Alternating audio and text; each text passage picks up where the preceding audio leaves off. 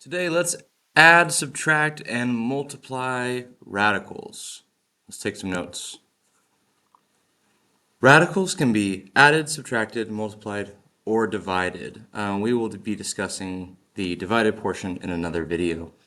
When adding and subtracting, only like radicals can be combined. So think about when you were combining like terms back in pre-algebra or algebra, or even when you're doing any of those things, if you have 4x minus 2x squared, you cannot combine those because x and x squared are not exactly alike. Like radicals are numbers where everything but the leading coefficient is the same. So same principle, but in a little bit of a different context. Here are some examples. If they're alike, they look exactly the same. Here you have the cubed root of xy and 4 times the cubed root of xy. Down here, square root of 2a. The leading coefficients are different, but they are like terms. Here we have the square root of xy and the fifth root of xy. Cubes root down here, but there's a 2ab, 3ab. Not exactly the same. I also like this example that I found because these are like radicals. You see how the x on the outside matches the x here, but the leading coefficients are different, and that's okay. We can only take this coefficient. It's not, those can be different. Everything else needs to be the same. Here, a to the fourth power and a to the second power do not match, even though everything else does for these two. So just make sure that you're paying extra attention to those kinds of things when you're adding and subtracting. They need to be exactly alike. So for adding and subtracting radicals, first you need to simplify each radical and then combine them. Yeah. Let's just get to some examples. I think that's going to be the best way to start. Simplify this radical here. It's tempting to look at this and say, well, none of these are alike, so I can just move on. But the first step is always to simplify the radical when we're adding and subtracting. The square root of 2, that's as simplified as that can go. However, square root of 54 does have a perfect square in there. I'm thinking the square root of 9 and the square root of 6. 9 times 6 is 54. And the square root of 9, that's a perfect square. We're left with 3 root 6. And don't forget this negative symbol. And here on the right, we've got the square root of 24. There's another perfect square in there somewhere. How about the square root of 4 and the square root of 6? Square root of 4 is 2 root 6. Subtracting there.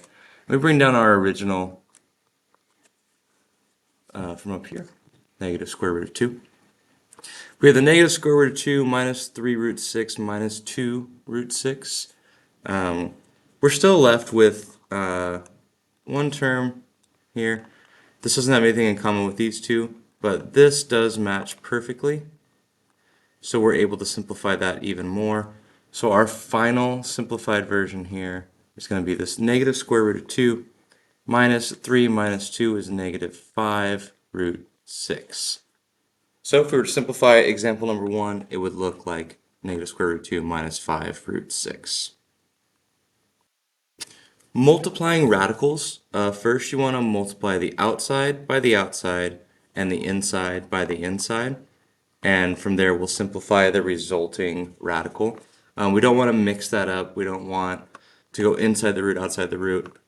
Let's get to some examples to kind of show that a little better. For example, here, example 2, the first thing we're going to do is multiply the outside by the outside. There's no number here, but we can assume that's going to be the number 1. 1 times 3 is 3. And then on the inside, we are left with 6 times 8, which is 48. And then we have n to the power of 3 and n to the power of 3. N to the third power times n to the third power is n to the sixth power from there. All right, So we've done our outside, we have done our inside. From there, we're looking for what can we do to simplify this even further.